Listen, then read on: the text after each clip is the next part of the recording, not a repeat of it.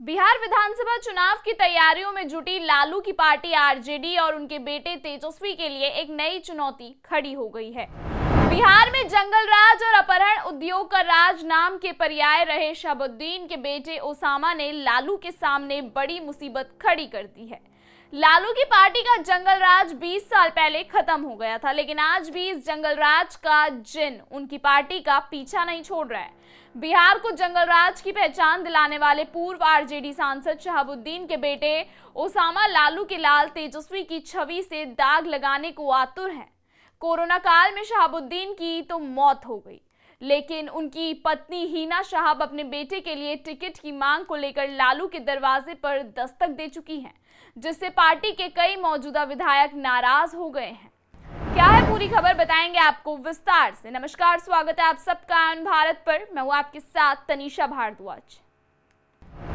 बिहार की चुनावी जमीन पर एक नई चुनौती जन्म ले रही है। सिवान की मिट्टी से निकली शहाबुद्दीन की विरासत अब सीधे सत्ता के दरवाजे पर दस्तक देने को तैयार है। हिना शहाब ने बेटे ओसामा शहाब को विधानसभा चुनाव में उतारने का ऐलान कर माहौल गर्मा दिया है। ये सिर्फ एक उम्मीदवार नहीं, बल्कि महागठबंधन के भीतर शुरू हो रही ताजपोशी की जंग का संकेत है। आरजेडी के भीतर अब उठ रहे सवाल तेज हो चले हैं। क्या लालू तेजस्वी शहाबुद्दीन परिवार की बढ़ती दावेदारी को संभाल पाएंगे?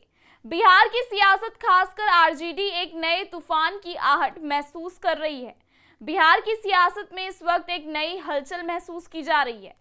विधानसभा चुनाव भले ही साल के अंत में होने हैं, लेकिन अभी से बड़े बड़े दावेदारों ने मोर्चा संभाल लिया है। इस बीच सिवान के पूर्व बाहुबली सांसद मोहम्मद शहाबुद्दीन के परिवार ने भी अपनी चुनावी तैयारी का बिगुल फूंक दिया है। शहाबुद्दीन की पत्नी हिना शहाब ने अपने बेटे ओसामा शहाब को 2025 के बिहार विधानसभा चुनाव में उतारने का ऐलान कर दिया है। हिना शहाब ने साफ कर दिया है कि उनका बेटा आरजेडी के टिकट पर चुनाव लड़ेगा। उन्होंने संकेत दिया है कि रघुनाथपुर विधानसभा सीट से ओसामा को उतारा जा सकता है। हालांकि अंतिम फैसला पार्टी और महागठबंधन की रणनीति पर निर्भर करेगा। 27 अप्रैल को सिवान जिले के धनौत गांव में पत्रकारों से बातचीत करते हुए हिना शहाब ने ओसामा शहाब के चुनाव लड़ने की बात सार्वजनिक की। उन्होंने कहा कि हमारा पुराना क्षेत्र रघुनाथपुर है, इसलिए संभावना है कि ओसामा वहीं से मैदान में उतरे। इसके साथ ही हिना शहाब ने यह भी स्पष्ट किया कि उनका परिवार अब पूरी तरह से आरजेडी के साथ है और पार्टी के फैसले का सम्मान करेगा। इस बयान के बाद सिवान के सियासी माहौल में अचानक गर्मी आ गई है। महागठबंधन के भीतर सीटों के बंटवारे को लेकर चर्चाओं का दौर तेज हो गया है। बता दें कि पिछले साल अक्टूबर 2024 में हिना शहाब और ओसामा शहाब ने पटना में भव्य समारोह के जरिए आरजेडी का दामन थामा था। इस मौके पर खुद लालू प्रसाद यादव और तेजस्वी यादव ने उनका स्वागत किया था। तभी से माना जा रहा था कि शहाबुद्दीन परिवार को विधानसभा चुनाव में कोई बड़ी भूमिका मिल सकती है। हालांकि 2024 के लोकसभा चुनाव में हिना शहाब को आरजेडी से टिकट नहीं मिला था, जिसके चलते उन्होंने निर्दलीय चुनाव लड़ा और हार का सामना किया। अब दोबारा पार्टी में वापसी के बाद हिना शहाब अपने बेटे के राजनीतिक भविष्य को लेकर पूरी तरह से सक्रिय हो गई हैं। हिना शहाब ने शहाबुद्दीन की पुण्यतिथि के आयोजन पर भी बात की। उन्होंने कहा कि शहाबुद्दीन आरजेडी के सांसद रहे हैं, इसलिए इस बार श्रद्धांजलि सभा भी पार्टी के बैनर तले आयोजित की जाएगी।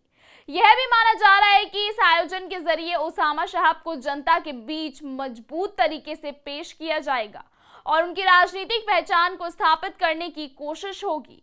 अब सवाल यह है कि क्या आरजेडी के नेतृत्व में शहाबुद्दीन परिवार की इस दावेदारी को किस तरीके से संभालेगा? क्या तेजस्वी यादव ओसामा को टिकट देकर परिवार को सम्मान देंगे या महागठबंधन में सीट बंटवारे को लेकर नए टकराव सामने आएंगे? सिवान समेत पूरे बिहार में इस घटनाक्रम पर नजरें टिकी हुई हैं। साफ है कि ओसामा शहाब की राजनीति में एंट्री बिहार की चुनावी जंग को और रोचक बना सकती है। आने वाले दिन तय करेंगे कि शहाबुद्दीन की विरासत सियासत में कितनी मजबूती से वापसी कर पाती है। फिलहाल इस खबर में इतना ही। लगातार देश और दुनिया की तमाम खबरों को देखने के लिए बने रहिए आयुन भारत बिहार झारखंड पर।